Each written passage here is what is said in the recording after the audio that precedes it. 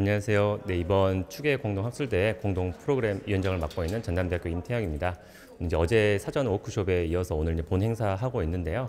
이렇게 많은 발표와 많은 포스터, 미디어전을 이렇게 한번 쭉 둘러보고 있으니까 정말 많은 다양한 아이디어들이 나오고 있고, 교수님들, 대학원 선생님들 이렇게 발표하시는 거 보니까 굉장히 저도 배울 것도 많고, 앞으로 우리나라 교육공학계가 더 발전하는 충분히 이렇게 잘 되고 있지 않을까, 잘 돼가고 있지 않나 이렇게 생각을 합니다. 오늘 학술대를 바탕으로 내년에도 계속 좋은 연구들이 많이 발표됐으면 하는 바람이 있습니다.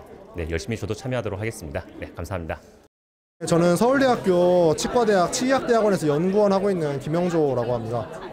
제 거는 이제 한 가지 질문에 답변하기 위한 연구예요. 그러니까 여러 가지 데이터를 활용해서 인지부와 분류 모델을 만들 때 어떻게 해야 돼? 라고 하는 질문에 대해서 답변을 하기 위한 연구입니다.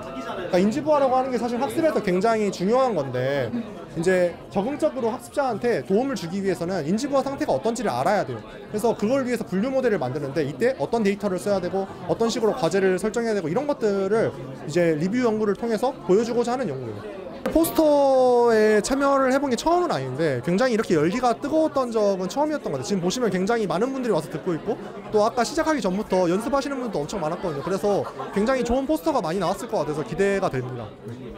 저는 한양대학교 교육공학과 학부 재학 중인 박재성이라고 합니다.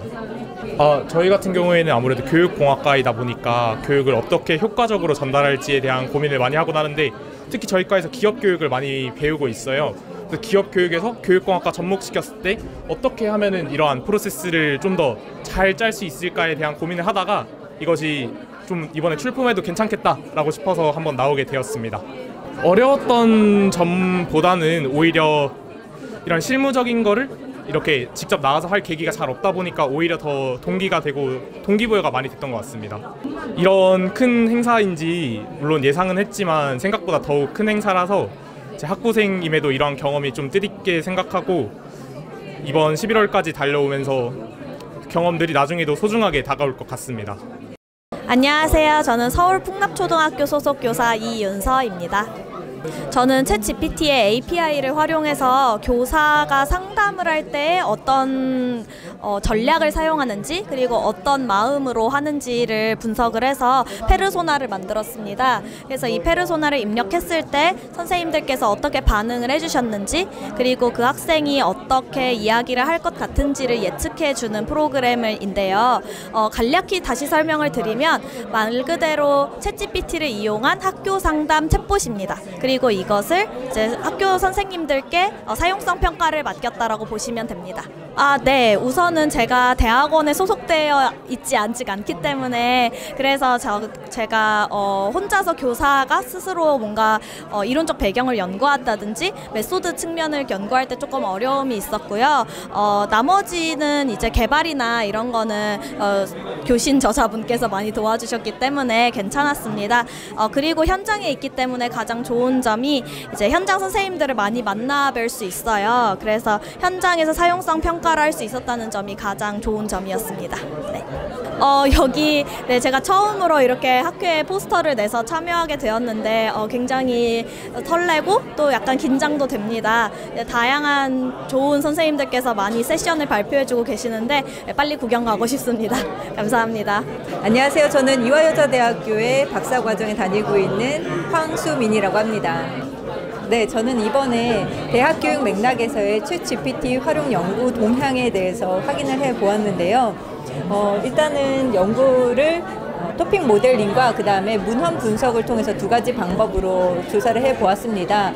네, 저는 이번에 체계적으로 문헌을 조금 분류하는 작업을 처음으로 진행을 해보았는데요. 문헌이 딱 한 가지로 분류가 되기보다는 조금 약간의 서로 다른 영역에 걸쳐있는 문헌들이 많았습니다. 그것들을 어떻게 분류할 것인가, 어떤 항목으로 나누어서 분류를 할 것인가에 대한 고민이 굉장히 깊었고, 한 문헌을 진짜 여러 번 반복해서 보는 작업이 필요하더라고요. 그래서 다음번엔 절대로 문헌 구체 연구를 하면 안 되겠다라고 생각을 할 정도로 좀 시간도 많이 소요되기는 했었는데, 그래도 이렇게 분류를 하는 과정에서 조금 더 깊이 있게 문헌에 대해서 고민해보고 그리고 저의 연구자의 시각에서 어떤 그 문헌을 나눠보는 과정들이 저에게 굉장히 유익했던 시간인 것 같습니다. 저는 이렇게 학회에 포스터전을 두 번째로 제출해 보았는데요. 다음 이렇게 연구를 수행을 하면서 점차 스스로 발전하는 것도 느끼고 그리고 굉장히 의미 있는 시간이라는 생각이 듭니다. 그래서 다음번에는 꼭 연구를 발표하는 것으로 논문 발표로 꼭 다시 한번 참여를 해보고 싶습니다. 모두 모두 화이팅! 이제 안동대학교 교육공학과 석사과정에서 재학 중인 안종혁입니다. 일단 논문 주제는 대학 수업에서 활용 가능한 효과적인 학습 성찰 수업 전략을 이제 개발하는 거고, 그 상호작용 촉진을 돕기 위해서 이제 패들렛이라는 플랫폼을 이제 수업 전략 각 곳곳에서 이제 활용을 했다는 점에서 이제 간단하게 설명을 드릴 수 있을 것 같고, 전략을 좀 상세하게 설명을 드리면 이제 수업 중에 이제 협력적 성찰을 통해서 이제 팀 간의 그런 정리하는 그런 모습이랑, 그다음에 수업 후에 그걸 기반으로 해서 이제 본인의 그런 개인 성찰 일지를 작성하는 부분에서 좀 기존의 선행 연구들과 좀 다른 부분이 있었다라고 생각이 듭니다. 일단 이번 학회가 이제 매년 학회를 참가하고 있는데 이제 졸업 전에 이제 마지막 학회인 것 같아서 좀 뜻깊은 것 같고, 이번에 제가 학위 논문 쓰고 있는 걸로 포스터전 나온 만큼 좀 뜻깊은 학회가 아닌가라는 생각이 듭니다. 네, 안녕하십니까. 전 동아대학교 강사 이민효라고 합니다. 이번에 저희가 학회 때 제출한 논문이 감정 코칭 부모 교육을 위한 교수 설계 모형 개발인데, 최근에 어떤 사회적 변화에 따라서 부모 교육이 중요시되고 있는데 조금 더 체계적인 부모 교육을 위해서 저희가 교수 설계 모형을 개발하게 되었습니다. 네, 이번에 그 축계 학술 대회 참여하게 되어서 매우 영광으로 생각하고, 그리고 포스터전 준비도 이제 매우 준비하게 되면서 많은 공부도 할 수 있었고 영광으로 생각합니다. 저희가 감정 코칭이라는 어떤 조금 심리적인 부분과 교수 설계 모형이라는 같이 융합을 해서 연구를 하게 되면서 연구 결과까지 이렇게 나오게 되어서 연구를 진행함에 있어서도 매우 유용한 논문이 되었고, 준비를 하는 데 있어서도 매우 유용한 시간이었던 것 같습니다. 안녕하세요. 이화여자대학교 석사과정생 이예은입니다. 저는 유튜브 영상의 교육적 활용 연구들이 어떻게 진행되고 있는지 동향을 분석했는데요. 체계적 문헌 구찰 방식으로 지금까지 문헌들을 분석을 했고, 그래서 연도별, 그리고 대상별, 또 유형별, 그리고 어떤 분야에서 쓰였는지, 그리고 또 유튜브를 어떻게 활용하였는지를 분석하였고, 이를 통해서 앞으로 유튜브 영상의 교육적 활용을 어떻게 연구할 수 있을지 시사점을 제공하고자 하였습니다. 그래서 제가 이번에 학회에 참여하게 된 게 처음인데, 이번에 그래도 포스터라는 발표를 할 수 있게 되어가지고 굉장히 감사하게 생각하고, 지금 둘러보고 있는데 다른 선생님들께서 굉장히 좋은 많은 발표들을 해주셔가지고 그런 거 많이 듣고 많이 배워가는 시간 되도록 하겠습니다. 감사합니다. 안녕하세요. 저는 부산국제중학교에서 근무하고 있는 이여진입니다. 디지털 전환 시대를 살아가고 있는 지금 이 학생들에게 이제 진로 교육도 강조가 되고 있기 때문에 이제 어떻게 할까 이렇게 생각을 하다가 에듀테크를 활용한 진로 교육을 한번 연구해보고자 이 주제를 잡게 되었습니다. 네, 안녕하세요. 저는 이화여자대학교 교육공학과 석사과정 중에 있는 김예인이라고 합니다. 오늘 제가 소개해드릴 논문 주제는 멀티모달과 티팩 관점에서 설명 동영상 설계 전략을 탐색해봤습니다. 그래서 이를 통해서 교수자들이 조금 더 참고할 수 있는 설명 동영상 설계 전략을 탐색을 함으로써 조금 더 편안하게 만들 수 있도록 고려해야 될 설계 전략들을 구체적으로 탐색해보았습니다. 사실 학위 논문을 같이 준비하면서 만든 포스터여서 참 감회가 되게 새롭고요. 오늘 학기 중에는 마지막 학회가 될 수가 있는 오늘이라서 참 의미가 깊습니다. 예, 안녕하세요. 전남대학교 석사과정 김종호입니다.